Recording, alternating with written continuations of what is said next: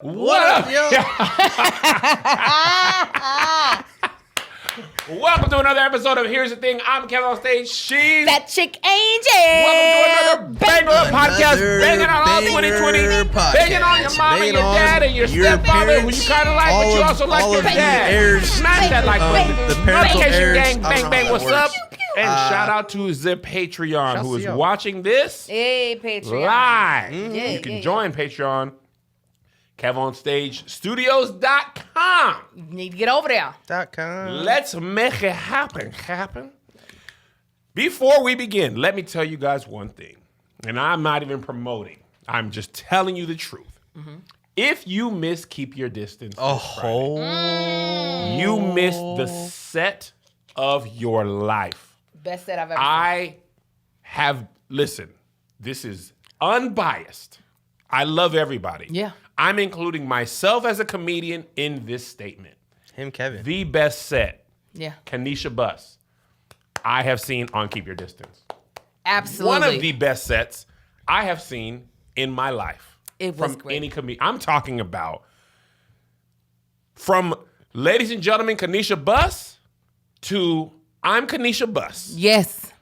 This woman is a star. She went dummy. She was a beast. She never let go of the gas. It was just like it was time for her to go. She pressed on the gas and she hit like the floor and then never let up until it was time to get off the stage. This woman told me this is only the second time she's even done that material. It was amazing. It felt like a showcase set that she's been perfecting for 10 years, which I know is impossible because a lot of it was about her daughter who was like 8 months old. Right. But the freedom, the authenticity, the clarity, the joke, the tag, the setup, everything. Imagine if there was 150 people in the crowd. It would have been so loud. Oh my God. people would have missed so many jokes. It would have The been only Corona shame is that everywhere. was It in a would have been. pandemic, and the audience was limited. If she was in a comedy club, if this was the 1980s or early 90s, she would have walked out of there with a holding deal and a sitcom. Absolutely. It was Oh my that gosh. funny. I be trying to tell people, It was it's that hard to promote people you don't know. Everybody who gets booked on this show can go. good. Yeah. I'm not putting nobody up. The show's got its own reputation now. Own reputation. You gotta see it, and you don't get to watch it after you miss it. Yeah. Spend the 12. Go Or ahead. spend the 25 for 48 hours. I guess it's 22 if you take the $3 promo code off. But if you're on the email list, if you already bought a ticket, you get $5 off forever. Really? You're the stage crew, you get $10 ticket for the rest of your life. Oh yeah. $10 over a whole season. That pretty much saves you a couple episodes. I don't know. I'm not. I just have to say I felt bad for every comedian that had to go after her. Man. I mean, they luckily you had professionals that didn't because I would have been like, oh baby, next time you just come on. Kev, go on here and close this show out. I didn't even want to introduce the next comedian after her. Yeah. I just was like, if I didn't have to kill the time between the mic clean, you like a regular comedy club, you could just be like, I'm gonna keep the show going. This guy, I would do that. But because they have to clean the mic, I have to do at least a minute and a half. Yeah. So you can take the thing off, wipe it down, bring it back up. Otherwise, I would have been like, Let's go. At this point, the host has to do nothing. This was a host has to do nothing show. Oh my God. But the way she just ripped everybody's throats out. I loved it. and don't think everybody else wasn't good. Yeah, they were But good. this woman had a triple-double in one quarter. It was she was LeBron James, Game 7. I don't know what to tell you. Yeah, she did amazing. It was masterful. So anyway, KevOnStage.com. Get the next one. We got only 2 more this year. That's it? I thought there were 3. I was about to No, say. 2. You're not doing any in December? I'm doing 1. No, wait. What type of what Kev, are you doing? I'm not good at math, but I don't know that I math. ain't. Hold on. There's still one more in this. What's today? That was the 23rd. 27th. Today's the 27th. No, we're only doing 2. We're doing Nope, there's 3. I didn't have the date in the same place. There's this November 6th, the Clean Thanksgiving show that airs on Thanksgiving, and then December. 3 left. The one that my sister thought you were firing me about. I put tell them what happened, Angel. So, Kev, he is trying to find clean comics. I didn't know this, but I Women. assume. Clean women. Is the whole show a female? No. But the post was for women. I know it was for women. Hold on, I just assumed just because I've worked with him, like, okay, he's trying to put together a clean show. So when he put a post out saying he was specifically looking for a clean female comic, my sister, who is very protective of me, called me up and was like, "What's good? Do we need to roll out there? Why is Kev looking for? Is he trying to replace you on Here's the Thing? He needs somebody clean. He feel like you too foul now." Because I ain't got we will fight COVID in him. And I was like, I'm pretty sure he's probably putting together a clean show because COVID and I'm pretty sure because he hasn't had a clean Keep Your Distance show, he's probably trying to put together a clean one for people. She was like, oh, because I'm just saying. What was she gonna do if I was trying to replace you? I have no idea. I wouldn't even ask. And she's the more timid sister, so that's the reason why. The timid one was ready to pull up? She plays no games when it comes to her baby sister at all. All that timidness, all that let's pray, let's give him worship, all that goes out the water when it comes to me. Let's pray, let's give him worship. Not today. Not today. Time to kill somebody. Kev, you would have walked in the room. You would have walked in the office. Lights would have been off. She would have just flipped the lights on. Hello, Kevin. Hello. So you looking for somebody clean? You know the worst thing? Getting in your car, fix the rear mirror, and then they're there. Just, right. If you want to breathe again, you better make sure She's like, here's the thing. That's all you would have heard. What is Listen, that? Angel's place on this show is solidified until she has to shoot a movie in Australia. Then we will Zoom. And we're going to Zoom it. While I will wake up at 3 a.m. Right. GMT to keep Angel. Angel, you got give me 17 minutes. I got you, Kev. We'll roll it back 4 times. When Angel was about to book, I was like, okay, I'll shoot this show in the middle of the night. I literally was like, people who are famous, they have podcasts still. Yeah, we They were going figure to out how still do make it this work, podcast. right? Because I have my friend. I need my friend. My friend, no, I was still going to be here regardless. I mean, we both going to be booking big things that's going to make it very difficult to make this happen, but we going to make it happen. Oh, yeah. Because here's the thing. I enjoy doing Here's the Thing. Here's the thing. Oh, even when great. sometimes people make it hard, I enjoy. Oh, Here's the Thing. Angel, we wasn't going to talk about it till later. I know, we can wait. Okay, let's wait. We're going to Till wait. the end. Till the end. Then you going to stick around. Then you stick If you want to around. hear Patreon, Y'all and come. everybody, we're going to have us a little family meeting. not Georgie. Family We going meeting. to share. Josh, don't you let I us was going to forget. say, I'm not even going to mark it either. That way they have to watch it. Don't if you they want mark it. Don't Then mark don't you mark it. Because we going to talk about it. All right, so let's get into the show. Mm-hmm. First things first. My next guest needs no introduction. Mm-hmm. David Letterman interview show. I love. I love that show. Me and Melissa have seen every episode. New season dropped sometime last week or weekend. The thing I love about it is David Letterman's already rich. He's interviewed everyone he's ever wanted to talk to. Yeah. He's retired, and he just wants to talk to people he's interested in. Yeah. He's fairly unbiased. Fairly unbiased. I love him. I love the interview part. I love the part where they do the walk and talk at whatever is important to the He artist. also hasn't trimmed his beard in Hasn't 5, trimmed his 6 beard. years, maybe. And he's 75, and his son's 10. Henry, really? Harry. Yeah. He waited until he did everything. It was like, all right, kid. So he had 4 people on. I watched all of them. But the most interesting interview was Kim Kardashian. I fully agree. I would the like to hear Kardashian your family. thoughts first. I don't want to poison my mind with your thoughts. I watched the Kim Kardashian. What's Poison up? your mind with my I know I what got you it. meant. We You got it, said. Kev. I Take was your just time, like, Kev. Stop it, flip it. rub it down. Oh no. I thought it was really good because obviously Kim Kardashian is someone that people usually have very strong opinions on. Including the Kevin. So have I. I can say I definitely, and I know my opinions a lot of times aren't based in anything solid. It just be I'm annoyed. You all do too much. Why y'all here? It's not usually based on things that they're doing that really matter in my life. Yeah. So being able to hear her, one, talk about the work that she is trying to do and her conviction of it, I was low key, I get that. There's a lot of people not doing what you're doing that have maybe some of the capabilities that you have, but just aren't doing it.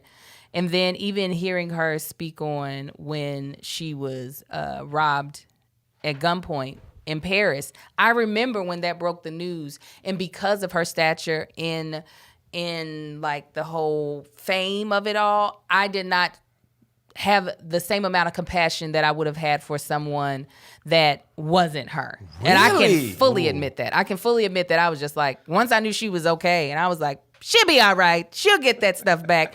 But like listening to the entire trauma of the experience and her breakdown what happened, I was like, golly, that's terrifying. Not that I didn't know that it was terrifying before. It's just I didn't have a bunch of empathy at that moment. Also, I didn't have much.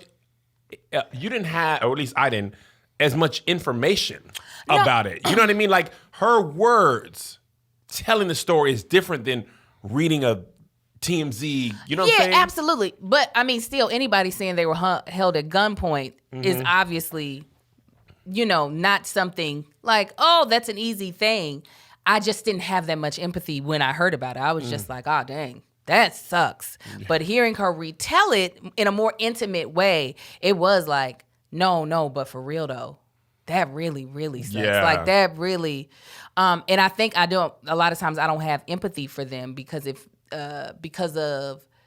I guess, what I've been conditioned to think of them based off of their reality TV show, based off of the way they operate in social media. They almost don't seem human. Yes. That's what it is. This interview humanized her for me. That's what it is. Yeah. Melissa said the same thing. I feel like maybe when you how do I put this? Manipulate the internet, right, to financial gain. They've been accused of, appropriating Black culture. Yeah.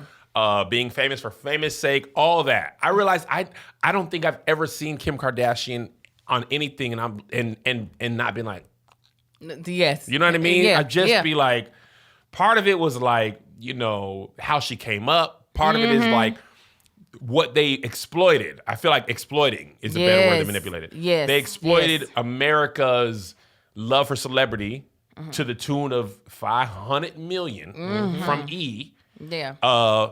They passed that on to, they kept it in the family. Nepotism. Yeah. To where Kylie is richer than Kim. Yeah. At a younger age. And I'm just like, part of that is like jealousy and anger. Oh, yeah. Absolutely. Just part. Part of that is a little jealousy, a little anger. I can agree with that. Yeah, a little bit is just being like oversaturation of them, completely sick of them. And obviously, this is a PR. This is a purposeful thing. Yeah. Right? Obviously, he's like, okay, I need to rehabilitate this image a little bit. But in doing so, her prison reform stuff that she's done, like, that is real change. Real. Like, absolute she really change. campaigned for With someone her to get out of influence. prison, and that person is now out of prison. And you can't argue that if maybe somebody else would have done that. And I can't even say Trump did it for genuine reasons. Right. Right? But a Black woman is out of prison a lot part because of Kim Kardashian. Actually, right? a couple of them are because more of than one? She helped that one woman, and because that one woman got out, they asked her who else. They asked the one woman that she got out, and she was able to give a list of other names. And those people are, so like, I can't even, listen, maybe because I've had people who have been in the prison system in my family. My uncle was in there for like 20 years. Like, at the end of the day, it's just like, now, he deserves a couple of them years. So I'm not trying to say he wasn't supposed to go. Let's be clear.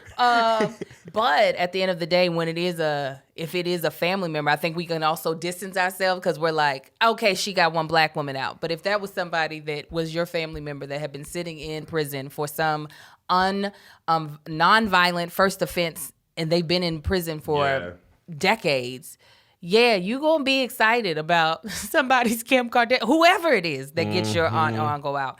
And again, I think because they make it so easy to hate them, it's like it's hard to see the good in anything they do.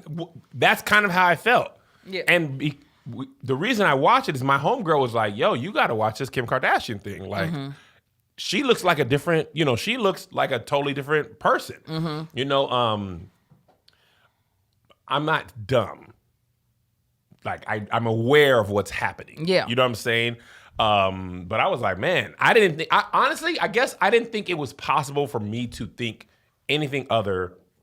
Excuse me. You just the burp came up in your nose. Man, with the nose, my eyes. Oh no! Bless your heart. Perrier, man.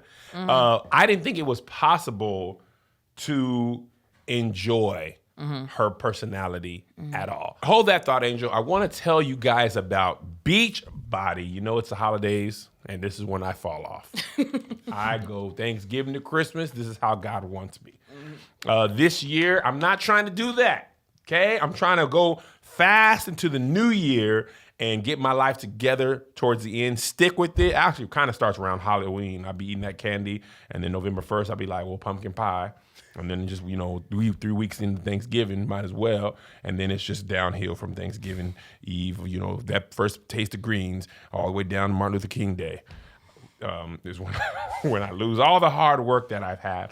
But Beachbody's not going to let me do that this time, because they got some new programs like Muscle Burns Fat and 80-Day Obsession, and I want to start every day strong. I got a little area in my garage, okay, next to the Maserati. Push the CRV up, okay, and I got me a little workout square, and I be in there on my insanity because I prefer high-impact intensity training. HIIT. Or high-intensity impact training. I don't know which eye is which. Yeah. But I know that Shanti be screaming at me, and there'd be muscles glistening, and the people would be glistening. I'd be like, I want to glisten, because I be flapping around over there, Josh. It don't be tight and right. It'd be loose as a goose. Yeah, you look like but it's great, because sometimes I don't have all day. Like today, we got to be here on set at 8 a.m. So I don't have the full 30 or 4 hour, so I can work out as short as 10 minutes. And I don't have a whole bunch of equipment, to use. And in the time it used to take me to drive to the gym, which is about 20 minutes away, and drive home, I'm already done. Big musty early in the morning. Set my iPad up, back of my car, turn my music on, get to being musty, have me a great start to my day. Now, I want you guys to have that same experience. So I want you to try Beachbody On Demand. To get a special free trial membership, text SK to 303030. Hey. You'll get full access to the entire platform. You'll get full access. You'll get full access.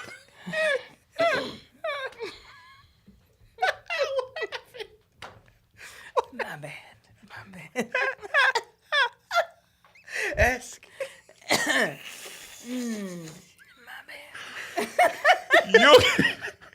You'll get full. Finish strong, Kev. Finish strong.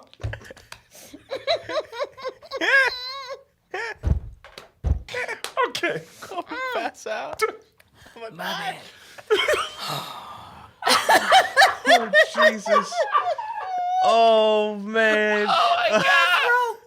Said nope. What's funny is it was a single on camera, so they don't even know what happened. Yes, they're like, what? Just to play. Okay.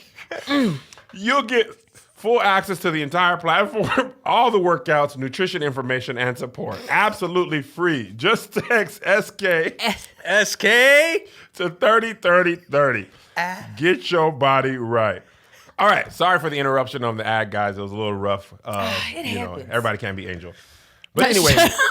But what I will say is I know a lot of people in the comments are like, but it's black women that do the work. Kim Kardashian is just the face. Sometimes you need the face. Mm-hmm.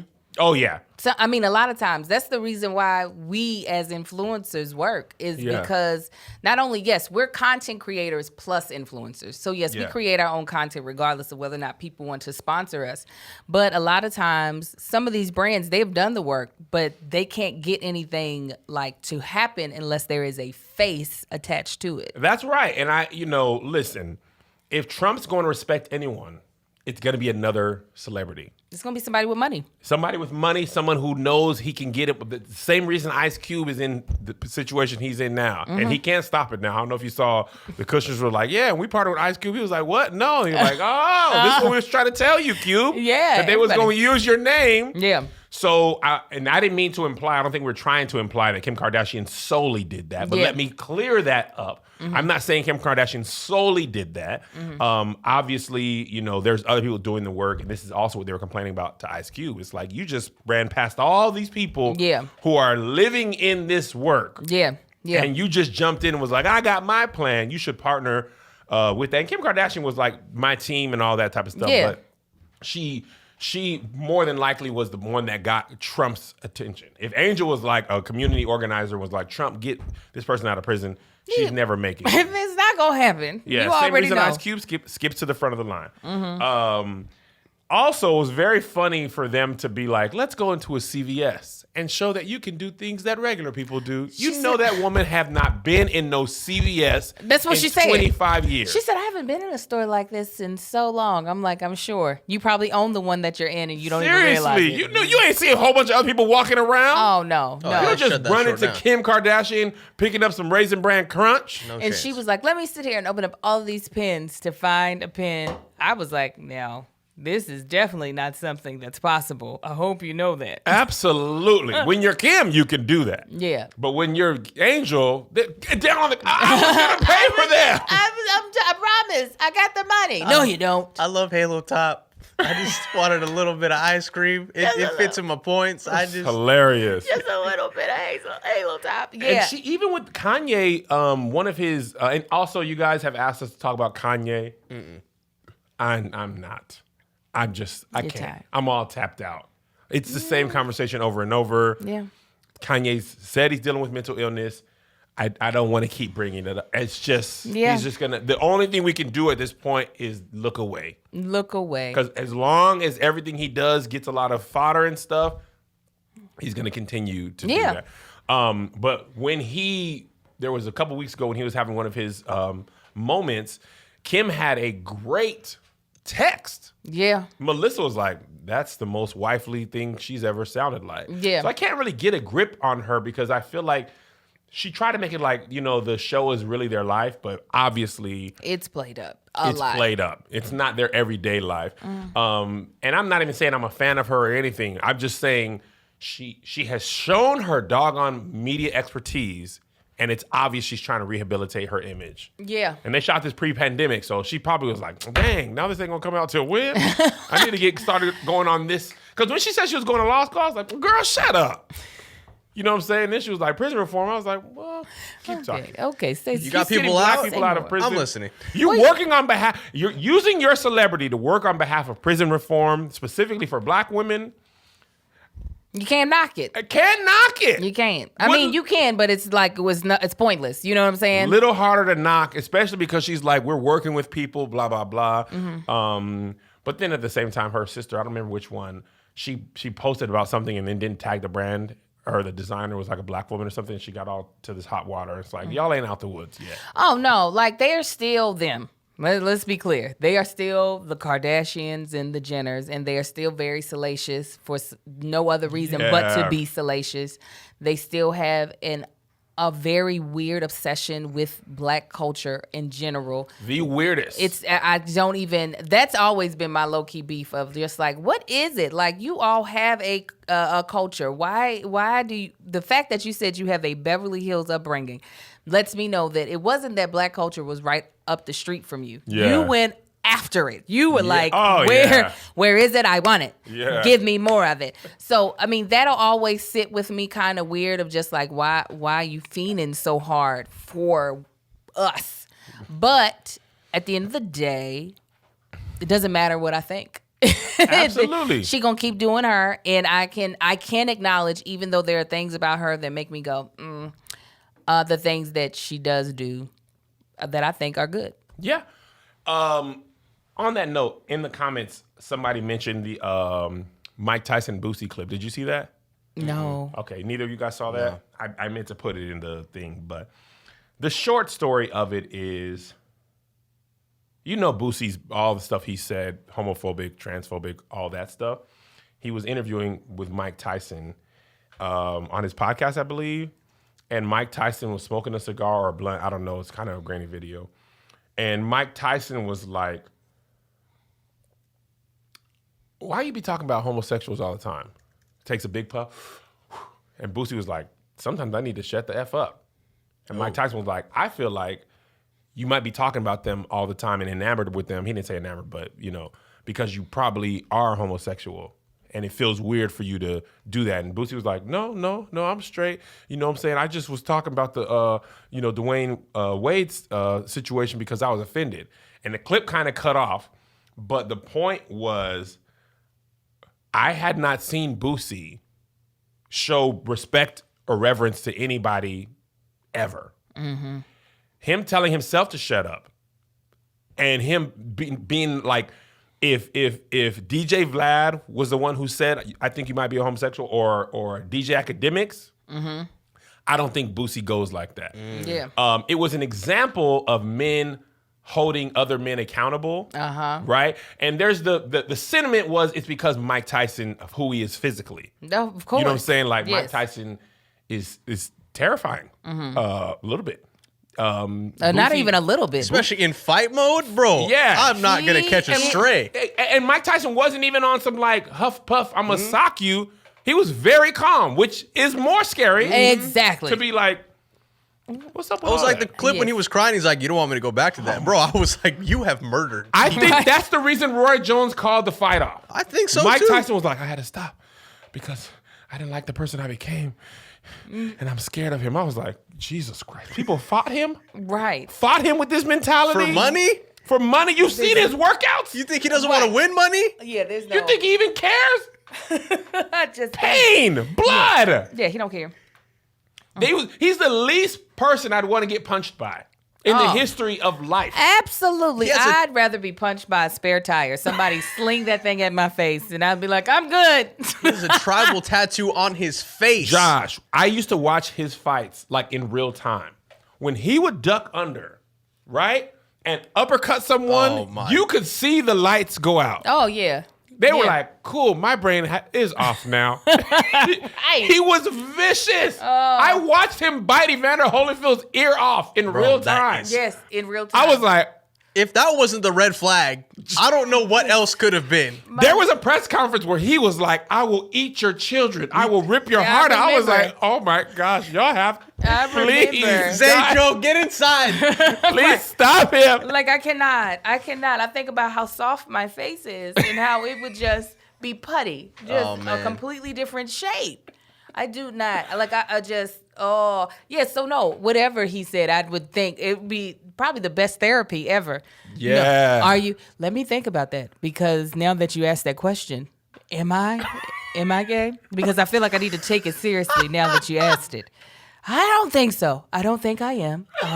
But thank you for asking me that. Like, it's probably the best therapy Lil Boosie could ever have, because he had to really face his demons. He really had to. I couldn't find, or I didn't look for the full thing. I just was like, wow. Yeah. I have never seen Boosie in that light. He's always like, I'm Boosie, He was not on He that. was, I feel like he had glasses on. He did it, but I feel like he had glasses on in a suit. And he was like, you know what, Mike? You're right. Let me reflect on my past behavior. Listen. I just can't even imagine being in front of him in a good mood, much less in a mood that I'm not sure what's happening. Oh. Why are you so calm? What is that cigar doing? What's this? Is it laced with something? Because I don't want to see who you might become. But it is good. It is good that men are holding men accountable, because not that only men be homophobic, but especially black men. It be like people go out of their way to be homophobic. Yeah. And it's just like, why are you doing all this? Like, it ain't none of your business. To be honest, Angel, I this might be controversial, but I feel like, for me, Kevin, only speaking for me, Kevin, this one, Kevin, me only. Only you. Just don't. Ain't that amazing how you can just speak for yourself? I'm just speaking for me. It's incredible. That is amazing. Because For some my- people don't feel like you can only speak for yourself, No. that you're speaking for the whole globe. But I go saw ahead. one time this guy said on Twitter, he said, to be honest, man, this ain't right for me. You know what I'm saying? Whatever it was. And somebody was like, speak for yourself. And he pointed for me. That is me. for myself. Part of my black church upbringing, and I'm going to say black church because I went to black church. Oh, how do I phrase this? The othering of homosexual sin prepped me to see them as other, right? There was sin, there was adultery, there was alcoholism. This is the stuff that we were taught that was sin. But when the topic of homosexuality came up, it was always like, now this is sin. You know, like that other stuff. It's the creme de la creme of sin. The creme de la creme of sin. Yes. Man laying with man, woman laying. Now, we don't talk about it. I'm talking about in our church, meaning the churches I grew up with. This is stuff that came across the pulpit. I was a wino. I was a prostitute. I beat my wife. I beat my husband. I was a robber. Lying. In the Bible, lying is the special place. Yeah. Now, liars will have a special place. It's special. Right? So from the pulpit, we're talking about cheering. I used to be sleeping with different women. Yeah. I mean, like, we was like, yeah, me too. You know? I still am. Yeah. Right? And the scandals that came out. Yeah. Outside baby. I never had a pastor stealing from the church, but there was a guy who stole from the church. He wasn't a pastor, though. He was deacon. And he came from jail, and he went to jail for money laundering. Then somehow he got into the He was offering. like, absolutely, I could do the offering. offering. Yeah.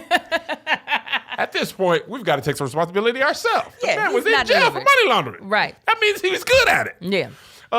So anyway, but homosexual sin was different. So in my earlier years, prior to, Facebook and Twitter, I had regurgitated those same feelings. Oh, yeah. Because that's what I was taught. It took some reprogramming. And the first reprogram wasn't the church. The first thought that changed in my mind was the birth of my son. When I held Isaiah, 4 pound, 3 ounce baby or 7 ounce, and his head was here and his legs was here, and my little preemie, which is what I see when I pick him up, and he's obviously 5'5" now.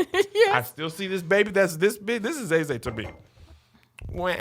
You are so silly. So when I held that boy, I thought, there's nothing this kid could do that would make me not love him. Exactly. I mean, I literally was like, you are so widow and precious. I will love you forever. You can live at my house. And he doing the whole horror film now. Oh, man. I was just so happy. Horror film? What is it? I can't wait to see it.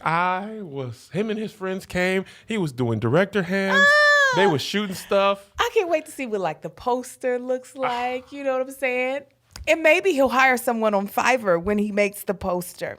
Oh. Fiverr is the sponsor for this episode of Here's the Thing. And let me tell you, I love them.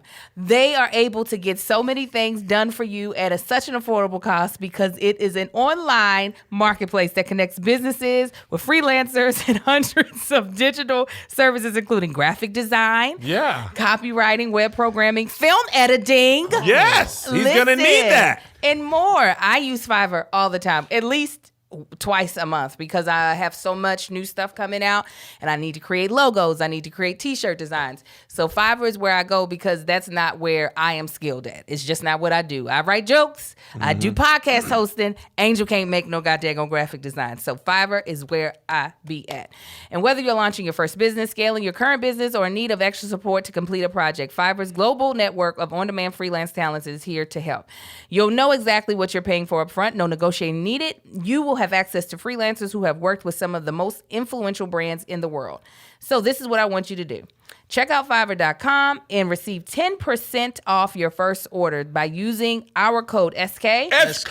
Find all the digital services you need in one place at Fiverr.com, code SK. SK. Again, that's Fiverr.com, code SK. And if you want to be skilled enough to be on Fiverr, making your own money, you should try Skillshare. Absolutely. Because Skillshare is the site where you can take some classes and learn how to beef your own self up. If you've been watching my Instagram and my hiking pictures, okay, the nature photo, I'm basically a nature photographer now from the hike.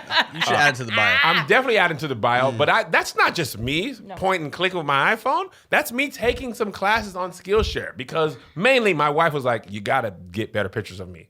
You're the one that's around. You need to do better. So I learned about like how to frame her and how to do this and, the amount of what needs to be in the body of a picture. I even figured out, and this is, on simple class, when you're using your phone, you can actually, on your iPhone, you can not only do portrait mode, but you can shoot in different aspect ratios in the phone. You don't have to go into Instagram and do it, so Skillshare is amazing for that thing. And you can do it for fun, but then when you're good enough, you can actually use your skills to make money. I save money doing my own graphic design because I had to, make these little quick flyers and stuff. I just made one right before we shot this, just for fun. You know what I'm saying? Because for me, content is content. Yeah. And sometimes I don't have a video idea or something like that, so I need to use Photoshop and I make a funny picture or do something like that. And that's the stuff that I've got better at from using Skillshare. So I want you guys to do that as well. Members get unlimited access to thousands of inspiring classes with hands-on projects and feedback from a community of millions. Most classes are under 60 minutes with short lessons to fit any schedule. Explore your creativity and get 2 free months of premium membership at Skillshare.com/RR. That's 2 whole months of unlimited access to thousands of classes for free. Get started and join today by heading to Skillshare.com/RR. That's 2 free months of unlimited access. Thousands of classes, Skillshare.com/RR. RR. But yes, seeing your baby. Seeing my baby in my arms for the first time, that's when I was just like, nothing in my mind had changed about the church. Yeah. I was just like, if this, whatever my son did, right? And it's not that I would have been proud of him if he hurt somebody. Yeah. But I would still love him. Yeah. If I was sitting at his trial, I'd be like, you dumb. Right. Why would you rob a bank, or why would you know what I'm saying? But I would still love him. Yeah. And that's where I was like, man, that was a new thing for me. That was a new feeling for me, because part of it growing up in the church, for me, you just regurgitate what you know. That's exactly. There's so many of us that have been, especially Black folk, we have been so conditioned to, like you said, other folk, where all of a sudden our compassion and our love just goes out the window. Out the window. If somebody is walking in a way that we disagree with or believe something that we believe. And I grew up in the same, I understand exactly. And being someone that grew up in the arts, it was very conflicting for me, because in the arts, there are a lot of people who did not grow up like me, who are, first of all, don't even identify as Christians. So you could just throw that out. And when it came to sexuality, they were like, I'm going to be whatever I feel like I'm going to be. And so trying to be like, establish like healthy working relationships with these people in friendships, and then trying to figure out how I was supposed to like be in this mindset, but then also hate what you do or whatever. It never gelled well for me. And so we have a lot of people, especially in the Black community, that are straight up homophobic. It's not a thing of where you could kind of like tee the line. It's just truly do not like if a gay person walks up that you give that type of. So it is something that I feel like in the Black community that I am glad that somebody like Mike Tyson was able to have that type of conversation with someone who has said very toxic things concerning homosexual people. And I understand why it's a slow ball for us as a Black community, because we are a little bit slower to accept. Like, that's why our suicide rate for people who are trans or gay is high, because we are very slow to be like, it's okay, we still love you regardless. Yeah. They be getting excommunicated straight up out of their family. 1000%. Also want to add 2 thoughts. One thing for me, it was very conflicting for me for us to talk openly about how bad homosexual people or how bad gay people were. And this is not a stereotype. This was literally in my church. I was the choir director. This wasn't a stereotype. He was gay. Yeah. Everyone knew he was gay. We would sit up there and preach about it.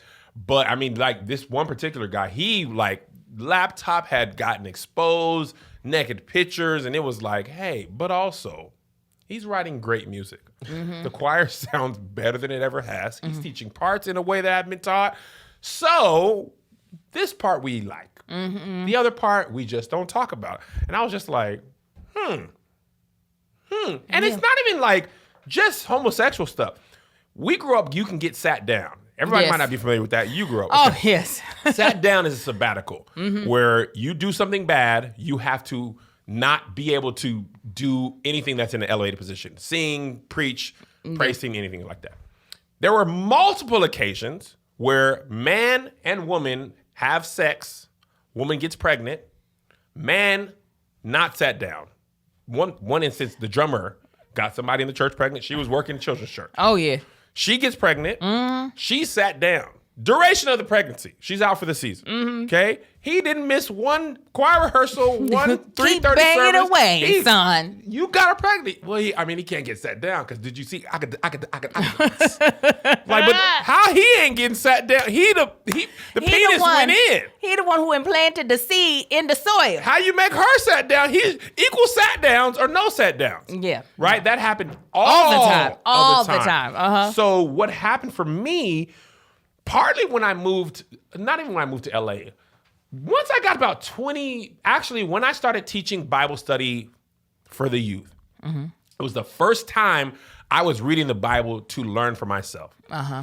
The rest of my life, I was just accepting whatever was said to whoever you. was preaching what they said. I wasn't challenging. I wasn't even in a position to challenge people. Around 25, 26, when I was a youth pastor, maybe a little earlier, and I wanted to teach from what I knew and learn. And I was reading from people who weren't my pastor. That's what really started. That's where the difference happens. Getting more context. I had never read the Bible for context. I just, whatever the pastor quotes. said, tattoos, Leviticus 4:13, no mark up your body. I was reading something about that, and they were like, did you ever read the full chapter? I was like, just that verse. They was like, well, they also say you shouldn't shave your beard. Do you see people in your church with a shaved beard? I was like, hold on, let me. Wait, hold on. You shouldn't wear clothes of two different clothings. Yeah, two different materials. I was like, I got cotton polyurethane right now. Right, this all mixed together right now, currently. And then I was like, he was basically the thing that changed my mind is who is writing this? Who are they writing to? What is the time period at this time? Yeah. What's the cultural relevance? What's the language they're speaking? Because everything written in Hebrew there's not always an English word for that. Right. So once you put all that together, the Bible is a totally different experience than what you read at face value. Yeah. Right? Even the Message version versus the King James. Completely That's different. That's what they're saying? Yeah. Oh. So I've told this story before, but I'll say it again because it's an example. My teens wanted me to tell them about tattoos, and I went in there to prove them wrong. And then I went in there and read the whole thing, and I was like, I've been proven wrong, right? So I think for me, a lot changed when I started to study the Bible for myself. And the Bible says, study to show thyself approved. Yeah. And then I realized a lot of the pastors in my life didn't even go to seminary. Oh, yeah. In black churches? Yeah. I would say at least a solid 75. I don't think any of them actually, in my personal pastors, ever went to seminary. My mother went to seminary, and I know some other pastors that went to seminary, but I can't say I've sat under. All the pastors I have sat under have gone to. Yeah. No. 0 of mine. Oh, so wow. most of them were, this guy preaches good.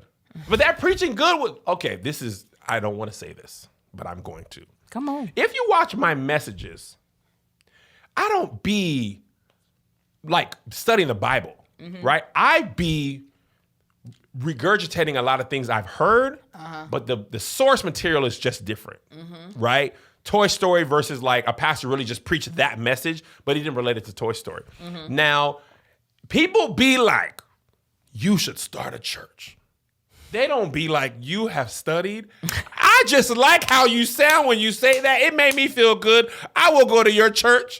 People be like, you running from your car. Because I said this Toy Story thing. And I get it. It's doing what it's designed to do. But that just shows you, sometimes we just want a charismatic person to make us feel good. That's exactly. Now, see, that's the thing. And then I know we'll eventually get back on topic. But that's the thing about black church. This is what I will always acknowledge. Being that in the history of America, being black can be very stressful. So church has been seen as a the song When Sunday Comes? It really was that. It really was a thing of, I just need somebody to pour something into my tank so that I can get through the week. Yeah. It wasn't really about how can I gain a better understanding of this word that I am saying that I am a follower of. Yes. So all you really need is a motivational speaker, an inspirational speaker, not someone that's actually imparting real wisdom or knowledge into you. So that's why I used to always pick fun of, because I've been to white churches and been to black churches for most of my teenage and on life. I've been to both a lot. And there's a huge difference in how the churches operate because of what the congregation needs. So the thing that we've been missing a lot of times in Black, and I'm not going to say this is at all Black churches because I haven't been to all of them, but a lot of the things that are missing when you go to a Black church is a lot of the contextual knowledge so that we can actually be scholars of our religion. Because a lot of times you'll find people who are not Christian that can tell you more about what's in the Bible than the people who are devout and will follow, say they are followers of Christ. And be loud and wrong. But that's just because that is what we have come to church for has not been that. And I understand why. It's because we are truly looking for just a place for reprieve. Bruh, because it be, for us, the church, back in slavery, that was a day off. We go preach. Bruh, listen. I need something that helped me get through last week and prepare me for this week. Yeah. And there was a time in my life when I was just like, the bills are due. And that's why that music be hidden. Yes. Because the bills was due. Right. For me, Kevin. So when Fred Hammond would say, late in the midnight, I was like, can you please turn it around? Turn it around. Do I need to go in a circle 7 times? That's why we would do all that stuff. Walk around the church 7 times and everything will change. Because if that'll work, I do it 14 times. We did that in my house. My mom put all the bills on the ground. She was like, we're going to do these bills. Like Joshua and the trumpet or whoever had the trumpet. I was like, I was literally a kid. She was like, don't do the sound. She told me, I was like, but they had a trumpet. Shut up. You shut up. Don't make the sound. It makes me feel weird. In my first apartment, you think I didn't put that cable bill on the carpet? Walk around that thing. I talked about 7 times. On the 8th time, bill still due. Nothing happened. Nobody came in the midnight hour. I was just like, I went to my account. I was like, let me call. 11, 13 still? Really? 7 more times. 7 more times. Maybe I didn't put some oil on you. Slather you up in the anointing oil. Really like, yo. Now the bill's ruined. You got to ask for another one. Now the bill's just greasy. Just greasy. Now I don't even know what I owe. Was it 38.10 or 48.13?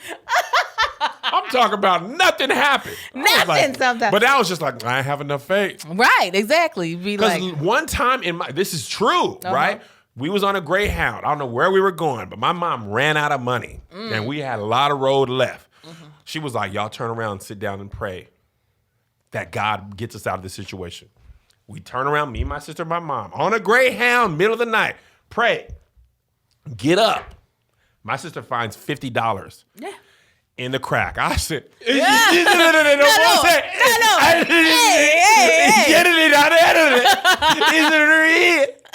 it real? You know how long that held me?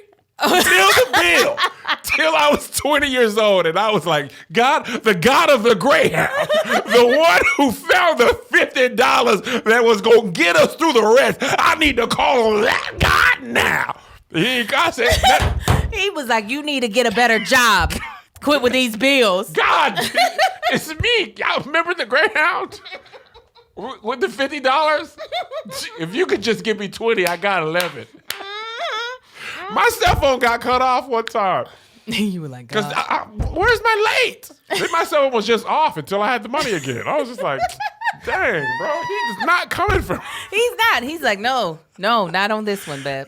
I'm not delivering you from your own mistakes right now.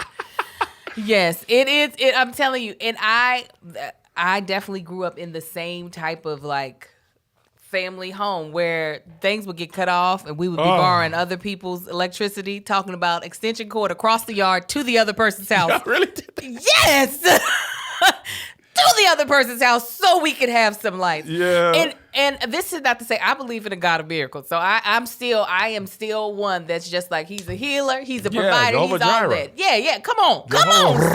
Hey. Elohim. You gotta for that king. Yeah. But there are certain things that we are supposed to do in life. And one is love the people that we are on earth here with. And one is handling our own demons. And sometimes you need to go to professional, like at Talkspace. Okay, so when money is tight and investing in yourself may not be at the top of your mind, but mental health is a necessity, not a luxury. And guess what? Taking care of yourself doesn't have to break the bank. Investing in your mental health has long-term benefits. And with Talkspace, it can actually be affordable. Change is consistent, but in the new normal, it feels like there's nothing new to grapple with every day. There's something new, to grapple with every day. With Talkspace online therapy, connect with a licensed therapist for a fraction of the price of in-person therapy. Get matched with the perfect therapist from the comfort of your device and reach out 24/7 whenever something's on your mind. Talkspace is a fraction of the cost of in-person therapy. So instead of waiting for an appointment, you can send unlimited messages to your therapist 24/7 and they'll engage daily, 5 days a week. And now, Talkspace covers 40 million people for online therapy through their insurance I'm one of them. or employer. Come on, Josh. I got it too. Listen. I be texting in between my therapy appointment. Like, let me just fire up a text. Let's get a couple off real quick. Let me talk about Am I this. good or not? The bottom line is that we all need someone to talk to. Talkspace wants to give us the support we deserve at a price we can afford. As a listener of Here's the Thing, you get $100 off your first month on Talkspace to match with your perfect therapist. Go to Talkspace.com or download the app. Make sure you use the code CREW to get $100 off your first month and show your support for the show. That's CREW with a K, and Talkspace.com. On that subject, What's up? Chris Rock was talking to Trevor Noah about therapy. He goes 7 hours a week. Yeah. Now, did you see this clip? No. I read the article where he says that he goes 7 hours a week. So Trevor Noah was like, yo, like basically joking around like, yo, that's a lot, right? And Chris Rock said something that I loved how he framed this. He was like, if you heard that The Rock spent 7 hours a week on his body, you would not think that's weird. That's 1 hour a day. You know, he probably does 7 hours just on legs. But when I say I'm going to therapy for 7 hours a week, people are like, that's too much. He was like, I go, 1 or 2 are like my personal therapist or whatever. One's behavioral, one's group session, and one's for my learning disability. I don't know the math. That probably was 6. It's all good. But, you carry the 2. Yeah. And Sleep it under. I love that. A lot of times, unfortunately, we be like, bash celebrity, bash this and that. But sometimes it takes a Mike Tyson to correct Boosie.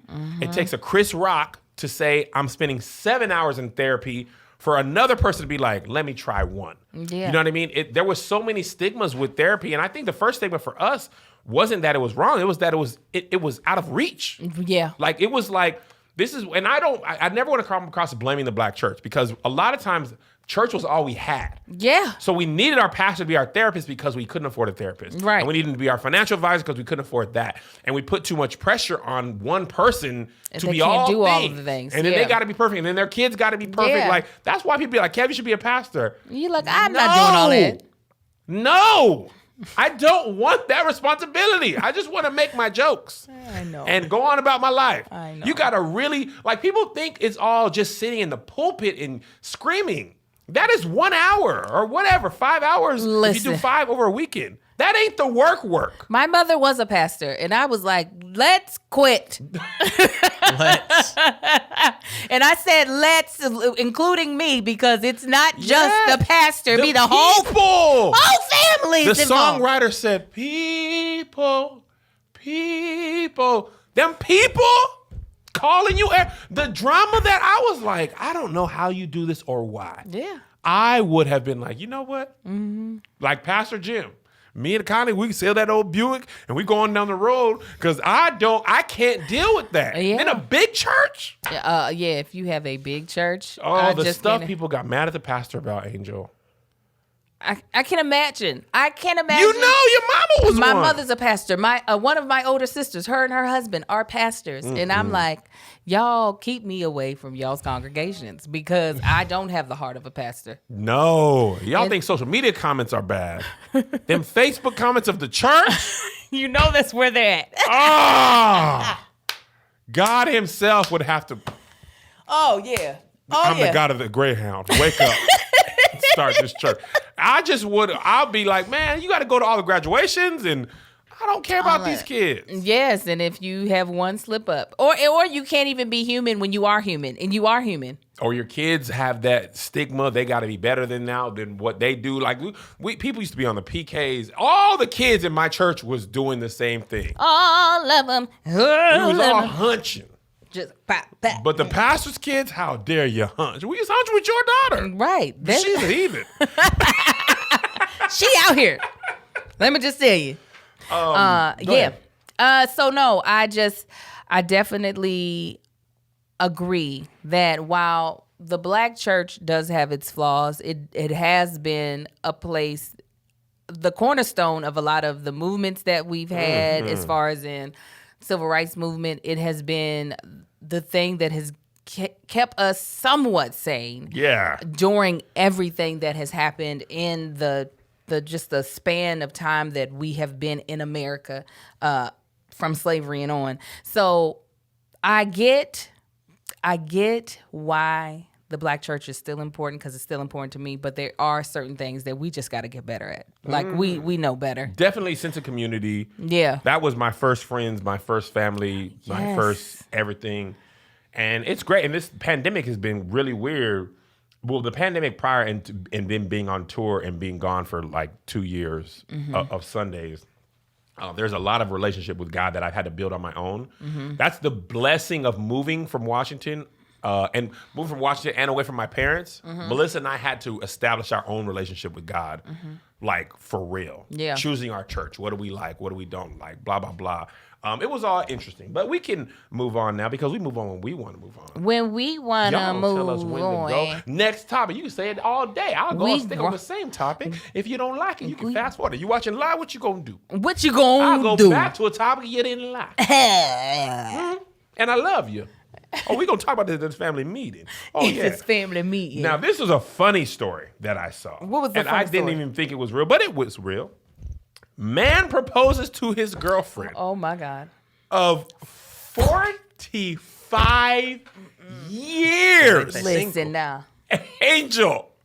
What? On a Southwest flight. 45 years. I would be thinking he's getting ready to die. Like, low key. Like, you know, people can choose whether or not they get married. This is a choice. You're adults. But I would be assuming if I was her, oh, so you getting ready to die. I wonder if she was like, now? Right. Like, you must be sick and you need somebody to take care of things, and it'll be easier if or we you were committed legal. a crime and you want to not be able to testify Right, against you. exactly. 'Cause And surely. You booked it on a $39 one-way middle seat open pandemic experience Right. Southwest flight to Arizona? How romantic. Pandemic experience. You want a Phoenix Sky Harbor? Because they surely didn't have on masks. No shot. Oh, no. Oh, they got banned for doing that too, for life. They're not flying Southwest again. You And you got it on camera? now. You're going to get them? Yeah. Oh, my God. No, I couldn't even be Marcus's girlfriend for over 3 years. Really? Yeah, listen, this is something. This is a part of our origin story. From the jump, when we finally decided that, okay, me and you go together. Like, you not seeing nobody, I'm not seeing nobody. I made it very clear. I said, listen, I am not meant to be a girlfriend. I am meant to be somebody's wife. So as soon as I know that you ain't it, I'm going to end this. This is not me just like, oh, let's just play around and have fun. Nah, I don't have time for that. I'm a horrible girlfriend. I am a great wife.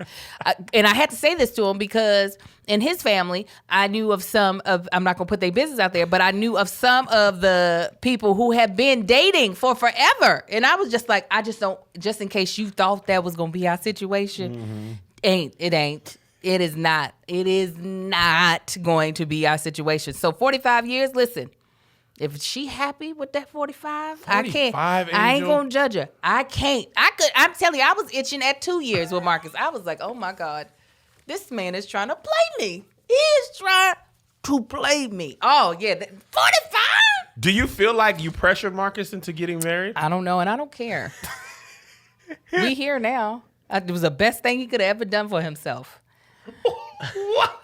I don't care. What? Who says that? It's the truth. I don't think I did. I think I made it very clear of my intentions. Do you feel like it was an ultimatum? No, because that was early on. So he still had a solid 2 years before he proposed. Oh, you did that early? Oh, I made it clear early. From jump? Oh, yeah. I was like, I understand. You out here, you're an attractive young man. You can sling it wherever you want to. You can be a hoe. You know what I'm saying? But listen to me clearly, is that if we are boyfriend and girlfriend, know that this is a temporary situation. Really? Very temporary for me. And he was like, okay. Dang. He was like, So okay. he was like around the 2-year mark, 3-year mark, and he ain't bending down to tie a shoe. He wearing Skechers with no laces. Like, he don't bend down. You would have really been like, I mean, it would have been hard. It would have been very hard for me to be like, I can't do this no more. But I would have more than likely, I think I had gotten to that point in my life. Because it wasn't like I had said that to another dude before. Right. I was finally there in my life that I was just like, girl, what is you doing? You are trash at this girlfriend thing. You are What made you terrible. a trash girlfriend? Because I acted like a wife. You ain't know how to walk that line? Yes, I was like, this girlfriend thing ain't my calling. This ain't it. Some girls, they good at that. They good at like, go ahead, do what you going to do. Just bring me back something. Nope, you're mine. I have pissed on you. I have marked you as mine. You smell like me. Mine. So, yes. So I knew that about myself. I knew I was terrible as being a girlfriend. I loved like a wife. I behaved like a wife. So I was like, let me just go ahead and acknowledge that. And also not set this man up for failure. Right. So if he wants, you're going to start to be pissed off, resenting him. Exactly. I don't do this. Like, I shouldn't be doing this stuff for no dude that I am only dating. Like, that's just dumb. But Did you have any other serious relationships before Marcus? I dated somebody all through college. The same person. Well, Angel, getting to know you, tell me all about the man who could have been Mr. Moore. Yes, that's exactly what he would have been. No. It was started dating him my freshman year of college. It was who I lost my virginity to. And so, in the church, I was like, well, at least if I do just the one. Right. And he we was my stayed. pre-husband. We're in that window. He was my I was like, literally, that's how I was making it work. I was like, I love how we rationalize sin. Oh, I mean, man. technically, it is sin. But also, I feel like God will give me extra credit. right. If If it's just this one, I'm Lord. studying. I'm studying early. Yeah. It's like an apprenticeship for life, though. yeah, like, okay, so Test guy. driving the peen, if you will. Right, I can still wear the white. It's all good because it's just him. Still wear the white? I can still wear the white. I ain't got to be that convicted about it because this is the one. So we were together for longer than we should have been because there was already fundamental things that, like, that was when I was still, like, very much so church girl. And I knew I would never marry anyone that was of a different religion just because that is at the core of me. Mm-hmm. And he was just dibbling and dabbling everywhere, and I was just like, sir, like, it's fine if you do it as an adult, but if we were to bring kids into this world, we are not dibbling and dabbling. Right. We're going where I go. You ain't getting a sampler of religion. No, I got the wings. We're doing what I do, right? And so that was never. I love how you're compromising. Do my stuff. Do my stuff. We can live wherever, but we got to do my stuff. So eventually it just came to a point of, we knew that it was like we had to get off the pot. Like, well, he did. Because I, again, was like, I only slept with you and I can't break that. Like, the Lord is not going to be happy with me. So once that severed is when I started. Then I was like, okay, Angel. So that guy didn't get the can't be no girlfriend. No, because we were young when we started dating, so it wasn't going to get married when we first met. But I thought, like, we had been together. We were like, so we're going to marry. So you thought it was tracking towards that? Yeah, I was like, we're going to get married. So after that broke up, I tried dating out here. I am trash at it, just so you know. I'm not good at it. I was dating people that surely should have never been on my roster. It wasn't. And then I was like, oh, I'm going to try bi-coastal pimping. So I was talking to the choir director at my church, who was actually famous. I ain't gonna say who it was. Well, tell me after. I'll tell you after. So I was talking to him, and I went back home, and that's when me and Marcus ended up starting dating. I was like, I'm a bi-coastal pimp. I love how you started it out and then did it. And be a bi-coastal pimp. Is Kentucky considered bi-coastal? It's close enough. It's not close to here. I was like, that's the coast. I'll have somebody everywhere. And then low-key, this is where the drama comes in. Low-key, this chick at my church who was liking me. Oh. I didn't realize that. I was like, she put salt in my game with the choir director. No. Yes. Saboteur. Low key, she was like, because he was like, oh, For her own benefit? yes, Oh man. yes, I like you and I want you. We can do this the easy yeah. way. We or had the to hard way. eventually have a talk. I was like, girl.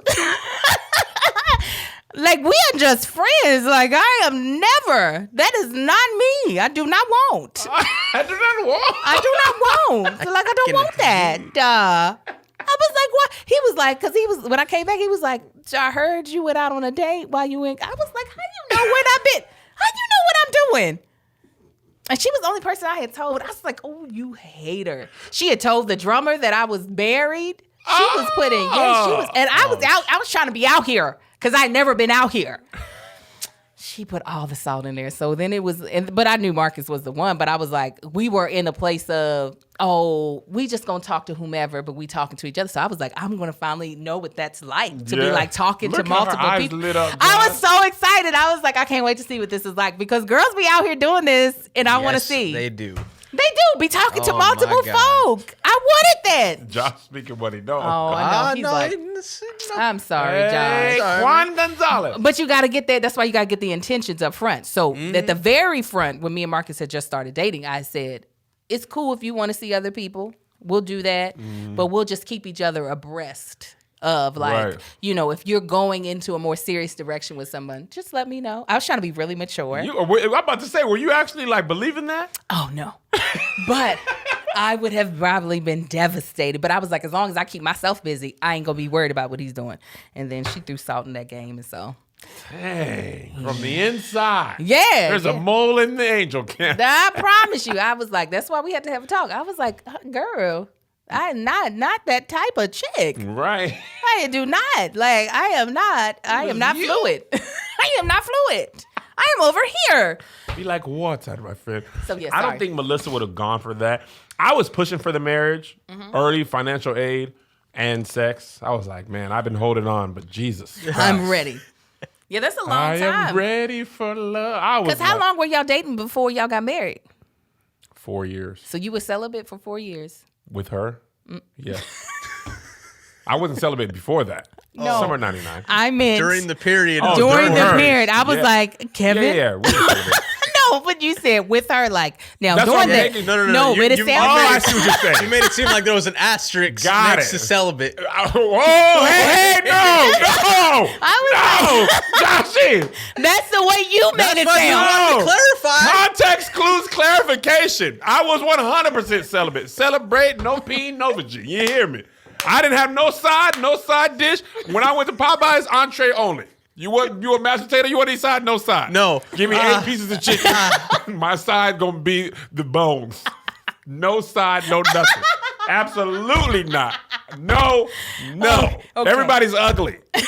Everyone in Everybody's Washington is ugly. ugly. Everybody. But I don't think Melissa would have gone for 45 years. Highly doubtful. I highly doubt. think- Like at that point, what's the point? You're almost just like, my folks ain't never got married. They've been together. You just say they've been together. How long they been married? They've been together since they were 18. Right. 40, because like, even if you're, 20? That means you're 65? Yeah. If you're 15? You're 60? Do they have kids? We know if they have kids I'm or not. sure you got Sure they kids. do. I'm sure they have I'm kids. sure they have kids. I don't understand. I don't know what happened. That's what it is. Well, some people. Well, here's the thing that's interesting. I'm sorry. Go ahead. No. That was the end. Some people like marriage is not in the cards. They never intend to get married. Yes. Which I get that. Right, If you that I decide understand. I'm not going to go through that. Society is this, blah, blah, blah, whatever. Like Tab and Chance were saying on the mukbang that she was content. Yeah, just never getting married. Just never get married. They didn't go no 45 years. No. Chance was like, maybe I can be different, right? Yeah. But after 45 years, you might as well just see what the end gonna be. Right. You know what I mean? Like, you got to try to break the record. Yeah. I wonder that's the thing I'm most curious about. Because I'm just gonna go out on a limb and say it's him. It could have been her, though. Could have been, but if we go off of statistics, Statistics point to it's him. Yeah. I would love to see what the reason he decided, if it weren't crime I was or gonna health say. insurance or Yes. life insurance. I really want to know, I mean, what would be so like heart-wrenching is if she had wanted to be married all this time.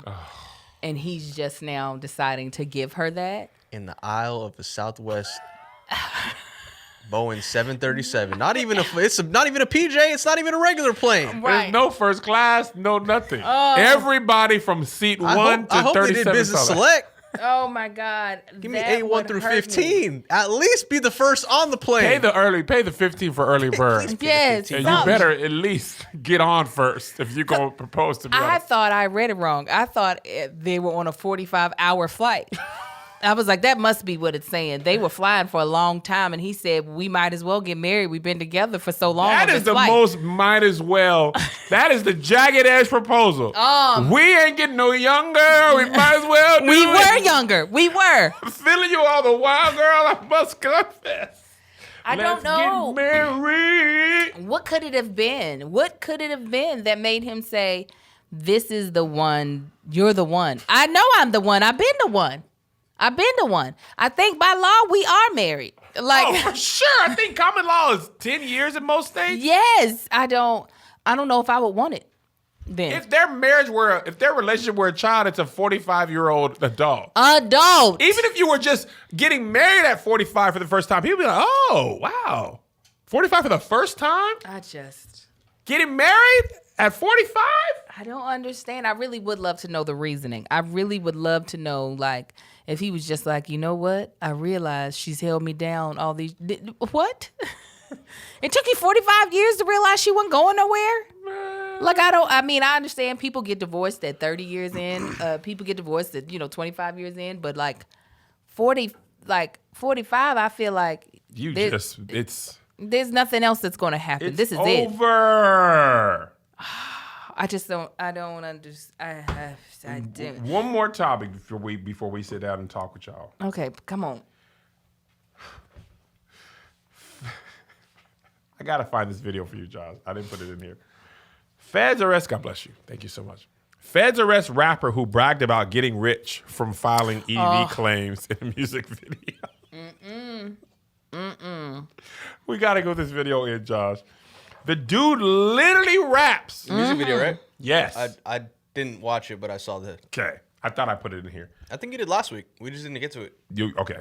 He was scamming EDD, right? And I was down in Beverly Hills, and there has been a uptick in financial purchase, a boom in Rodeo Drive. And we asked the guy, we like, yo, what's going on? Like, because Melissa and I, Dennis is in Beverly Hills. And we were like, man, there's a lot, like, pandemic. I mean, people everywhere. Yeah. Everywhere. And they were like, quiet as kept. There's a lot of EDD fraud that people are scamming, and they're using that money, all races, using that money to come right down to Rodeo Drive and ball out. And the stores are just like, well, We'll take the money. I mean, we're not committing any crimes. You all are. Listen, I've been to EDD court. Have you? Oh, yeah. Really? Oh, yes. And You been on trial? Yes, I have. And I'm telling you what, I have never wanted to take a crap in my flats like I did going to EDD court. Okay? When they told... EDD is unemployment. I don't know what it stands for. Disability... Yeah, basically the rapper was scamming the unemployment claims. Yes. I don't know what the acronym stands for. Yes, it's something about disability, unemployment, and something else. Employment Development Department. Okay, Employment maybe Development not Department. disability. Thank Okay, you, Josh. boom. I was still getting residual checks. And because I was claiming unemployment, what unemployment can see if W-2s are coming to you. Yeah. And so I had made a lot off of my residuals. And I was making a lot off of unemployment. And so they were like, you're going to have to come up in there. And either you're going to be paying us this money or you're going to have to prove to us that this is not what happened. So sure enough, I had to sit before a judge. I was in a little suit. Your little power suit? In my little flats. And he was like, it says here that you received this amount. And EDD is so petty. They had the amount of money I had received via residual. It was a lot. And then they had the amount of money I received at the time. And I was like, okay, now so listen.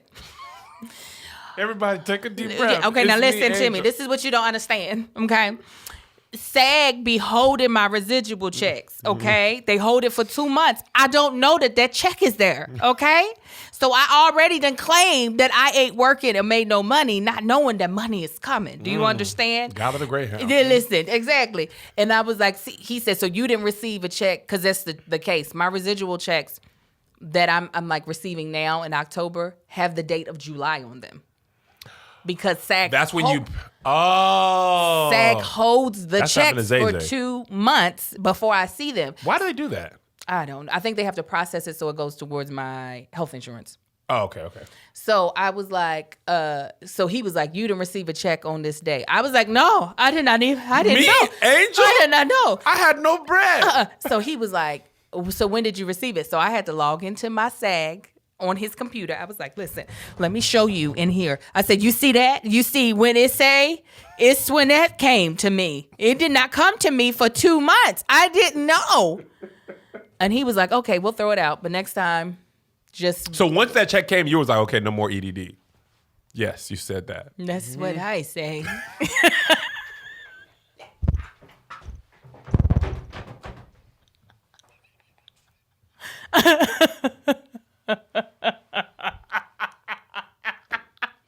You see, I got Apple Care right when I purchased it, and not when that baby destroyed my computer. What? What did he say? But no, I was like, but then I said, I don't know what date I'm supposed to put. Like, past? Go back in the past and tell you? What do I do? So, yeah, no, that was so, I mean, but I was fully aware that like things could go awry. So I'd already put the money aside of, if I got to give them back this money, I got the money. He was in there ready. The rapper didn't do that. No, he was dumb. Yeah, he didn't do it right. I didn't rap about it. He had the money in there. And it's so funny. This comedian Drewski made a video about rappers rapping about the crime they make and the police just watching the music video. Yeah. And that's essentially what happened. They were like, oh, that's what you did. Yeah. And they went and found him and arrested him. Yeah. This is why rappers need to lie. That's why Rick Ross, lie. Create a character. Yeah. Do other stuff, because when you tell the truth about your crimes that you're in the act of committing. Yeah, that's the dumbest thing. Police are like, great. I mean, you should be a detective. You really laid it out for me. Listen, I'm always like, allegedly. No, that part is, we're good now. Don't worry about it, y'all. Yeah, like, I told the judge the whole thing. I told him the whole thing. And he was like, oh, well, that's not what they have brought you here for. I can only talk to you about these specific dates. So anything else, he was like, you don't need to talk about it. I said, well, we're not going to talk about it. Thank you so much. They just started using ASL. I won't speak. I'll learn sign language. He was like, it's just these specific dates. I was like, okay. And then from there, I was like, on the straight and narrow, but I really didn't know what I was doing. I was like, the dates have passed. Right. What am I supposed to put? But like, to just be scamming, I wasn't like scamming on purpose. It was truly like, okay, this residual's here, but I already wrote the claim. Yeah. Hey. And I'm not working. Currently not working. That's what Do residuals count as current work though? That was truly that's got to be a gray area at least. It is. That's the reason why he was just like, oh, okay, I get what you're saying. It's like, I legit am not working. And you cannot, your residuals, like if the show is taken off syndication for a channel, that can end. Yes. I'm like, I do not decide when my show is going to air. They don't call me and say, guess what? It's going to be on at 6:00. Yeah. So you're technically working for that day. I didn't know how to handle it. It was my first time ever having to deal with unemployment, because I just had the baby, so I wasn't working. So, but it was still nerve-wracking. Like, I had never been to court before other than for running a red light. Tickets? Yeah. I've done my share of crime, speeding tickets and the like. I remember, this is unemployment related, but I remember when Melissa made me go to get unemployment, because when I got fired, I was like, I'm going to make it on my own. Melissa was like, you're going to go to unemployment. And I was like, no. Because I need to have a story like Tyler Perry. She was like, why do you always bring up Tyler Perry? It's always Tyler Perry with you. He was homeless. He was this. Tyler Perry didn't have no kids. These boys are hungry now. He's like, Tyler Perry did not have a Melissa. He didn't have no wife. She was like, I'm not finna be cold. That's not our testimony. Right. So I had my 2 sons drive my little Honda Civic to unemployment, and I got out the car, and I had Zay and Joe in one hand walking into that building. You talk about feeling bad about yourself. Aww. I felt like Tyler Perry was watching me like, this is getting good now. And I was just like, I remember I had to look both ways to cross the street, and they were little pacifier in their mouth. Like, I go to unemployment. I'm getting moisty-eyed. I was like, this sucks. Oh, man. I was heartbroken. Really? Oh. When I got fired, my spirit was broken. Oh. I was like, I'm not a man. Melissa already made more money than me forever. I got my little check, and she was like, oh, good job, slugger. Especially when she worked at the bank and I worked at the daycare. Yeah. She let me keep all my little money. She was like, go buy you some hats. Oh, I used to buy a lot of hats. You felt bad as a But when I got fired, because we had a mortgage, we had daycare. I mean, at the time, our daycare bill was more than our mortgage. Our mortgage was like $1,200. Our daycare bill for both boys was $1,600. Joe was $1,000 and Zay was $600. And we were like, I might as well quit. Like literally, and that's when I realized I only made enough to color daycare and plus a little bit. And without bonuses, it was like you literally just working just to work. Right. Because daycare is so expensive. So she was the complete breadwinner, and I was just like, shell of a man, Angel. If Melissa didn't handle me the way she did, I might not have recovered. Because if she would have ever said anything like, and that's why you ain't got no job, I'd have been like, Mr. Stark. It would have been so Thanos. Good. Yeah. I would have turned it, if she never, to her blessed credit, she didn't patronize me and she didn't belittle me. She managed my ego through that whole period. She coaxed me to like level out. And then I started making videos and I was like, okay, I'm gonna do this. And then after a while she was like, also what you're gonna do.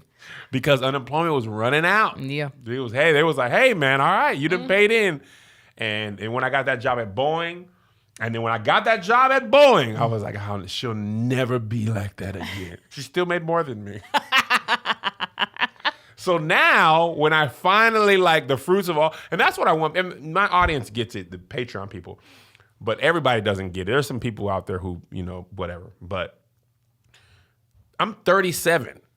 It's only been really like 2.5 good years. That's why it took me so long to do anything, because I'm still looking around like, when somebody gonna who's gonna take this away? You know what I mean? So that's why it's like it feels really new, and when you're also poor, people be taking your stuff, take your cars all the time. You gotta move all the time. That's why me and Melissa did not like to move, because when you're poor, you be moving all the time. I mean, we was just always moving. I get it. Before my dad was in the military, it was just we had this apartment now and this apartment, and we go to this school. It's like, why we can't be still? Wow. And even that stability is a leg up for your kids. Like, safe environment, consistent environment. Yeah, that puts your kids in a better place to do stuff. So, anyway, it's got to be a dude thing, because when I was on Wick, I went up in that office. I was taking selfies. I was dressed cute.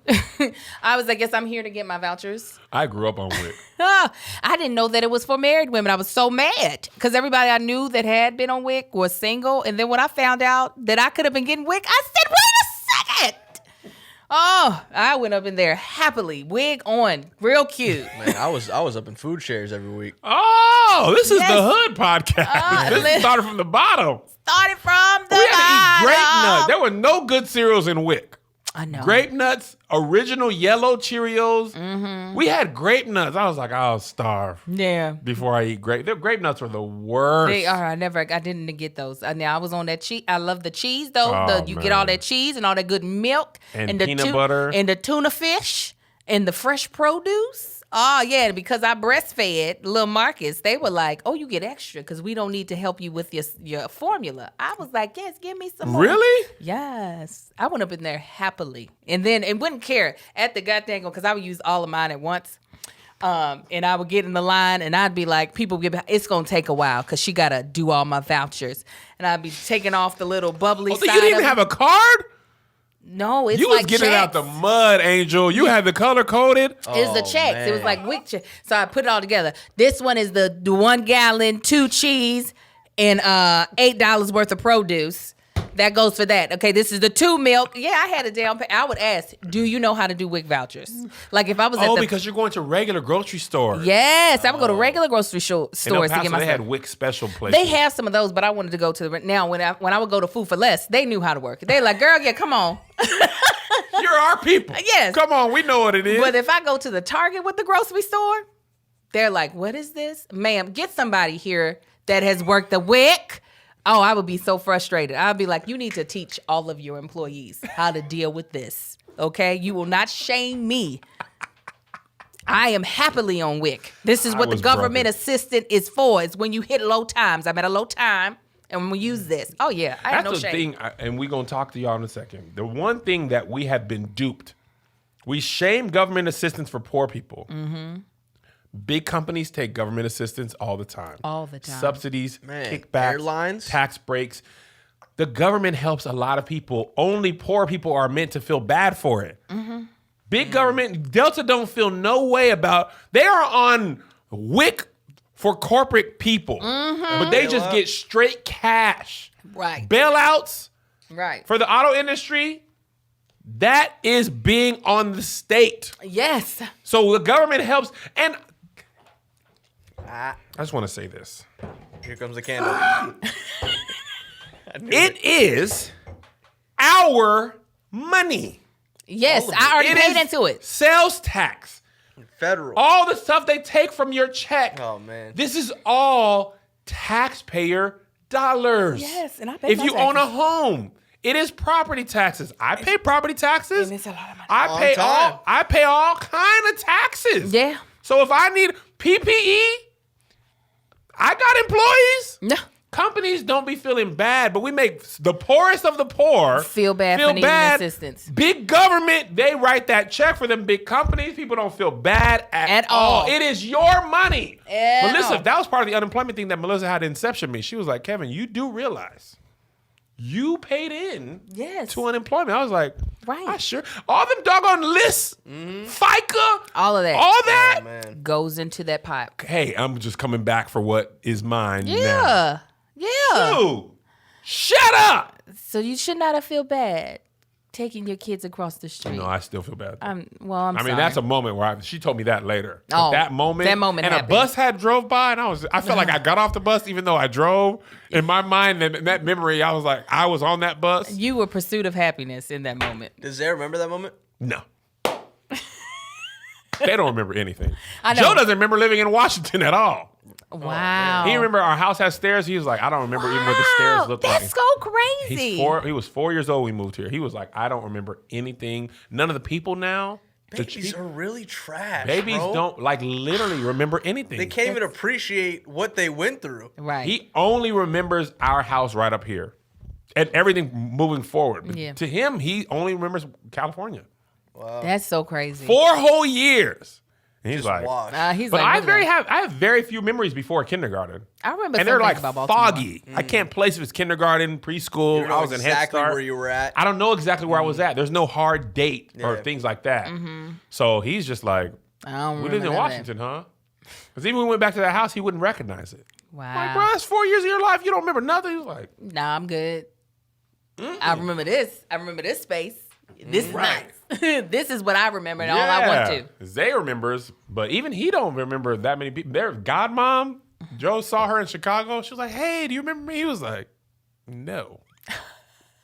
Who are you?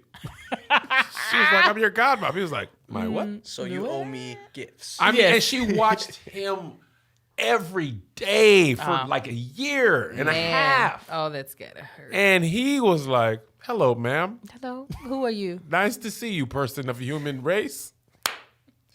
You know me.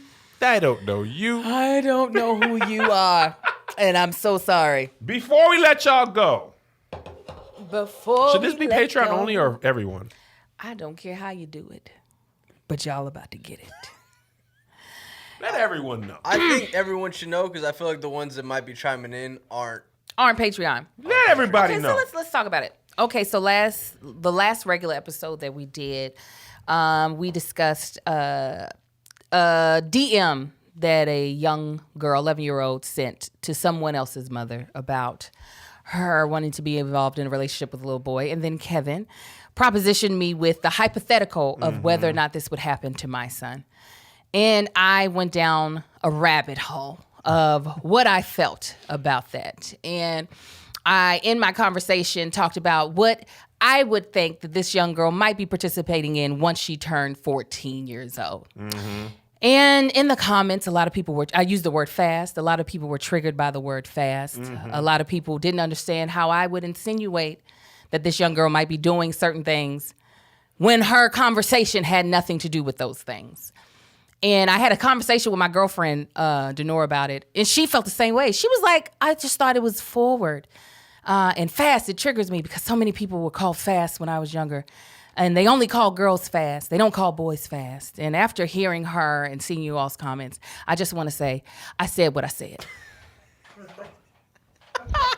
Go a different way. I said what I said, okay? Now this is what I wanted. This is what I need for people to understand about me. And I don't understand how y'all don't understand this about me. When it comes to my son, in a hypothetical situation or nah, I'm not going to be thinking in some rational, progressive way. I'm going to be thinking how I think as a black mother. Of course, in the real world, I would not want any young girl to be thought of as any other way than beautiful and wonderful and amazing. But when we're talking about my child, okay, I can only base it off of my experience in life. And I was 11 years old at one point in time. And I had some girlfriends that were very mature, that had not been exposed to like a traumatic relationship, that by the time we were 14, those grown girls, they were doing some things. I was doing some things, okay? Not what everything they were doing, but I was doing some things. So that's where my mind goes to. I cannot speak for your experience, and I apologize if it was triggering for you. I apologize if for you it took you to a place that wasn't a place that you want to go to. But as for me and my kids, I don't find a little girl sliding up into my DMs as something cute, respectable, or adorable. If my sons did it, I'd be like, sit your fast behinds down. First of all, how did you get on social media? Because you don't have an account at 11 years old. We don't do that in my house. So while I understand why some of you might not have liked what I said, and I completely feel like everyone should feel free to feel that way. Yeah. That should feel how you feel. Feel how you feel. But this was a hypothetical situation pointed at me and my son. And I don't understand how y'all don't know me by now. I feel like I've been here. You've been here since June. I feel like I have shown the type of black mom I am. Okay? All right? Listen, I'm still friends with some of my fast girls and fast girlfriends. Okay? And they still fast. Okay? And yes, boys can be fast. Absolutely. And that did not me calling her fast. And I know some people hate that term, but I'm old. We just be using that term. Kev did not proposition me with, what if it was a boy? He'd be fast too. Yeah. All of them. So here we go. At the end of the day, it's all conversation, you guys. I don't want y'all to think I'm speaking on a global level. Right. Not when it's something dealing with my child. I'm just going to be who I am, okay? And I want to just take this second to remind you all, we are a people with our own opinions. Yes. You are not going to agree with them all the time.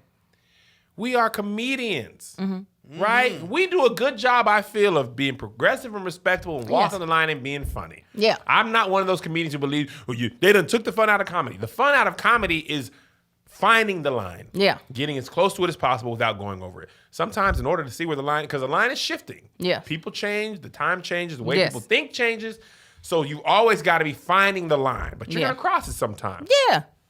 We're going to piss you off. And that's okay. Right. Because if you agree with everything we say all the time, this show probably sucks. Yes.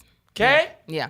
Everybody's not going to agree. We always got our own feelings, background, point of view, experiences, what happened to you, this and that. You're not going to lock it pretty much every time. Right. You're going to say we hold on a subject too long. Yeah. You gon' deal with it. Exactly. And you might hate it. You might be like, I don't like the show. And that's your right too. You might be like, I'm not supporting the Patreon anymore. You earned that. I just checked Patreon this morning. 7 people quit. It's okay. I'm going to be all right. And I don't want y'all to leave. I love y'all. Right. But I'm not going to do it. By the way, while we're talking about this, Dear Kev is over. It's a wrap. Dear It's a wrap. Dear Kev, as you know, it is over. It's a wrap. The rest of the episodes you see airing will be essentially recuts of the other episodes. Greg's basically going to go to the first episode and go backwards to forwards. The only reason Dear Kev lasted this long is because of the ads. It's been, and Josh knows, it's been a while that I have not had great questions. And it's not your fault. I'm not blaming you. People just have the same problems. There was no consistent source of information to get. Creatively, I had run out of comedy, and I will never do something just for money. So I had people, and I was like, I can't do it. I know the last time I talked to y'all, was like, see if you can push through the end of the year. I was like, I can't do it. And he was like, hey, you can also just do like a best of, and you can do that, and that'll satisfy the people because it'll still be new for a lot of people, right? Yeah. Excuse me. And a lot of podcast people do best ofs and stuff to close out the end of the year. So it's like, if y'all can do that for me, that'll be fine. It'll show you being good partners. So I promise y'all, we are a media company. There's going to be shows you like. Say it louder, that Kev. are going to be cut. There's stuff that I want to do that we'd be having meetings. I'd be like, man, this is expensive. Yeah.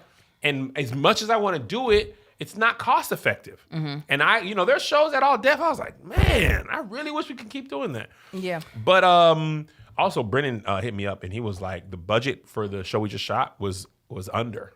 Oh, It was congratulations. much under. And that was a big show. So you got some of that money back? No. Okay. I just didn't spend as much as I could have spent.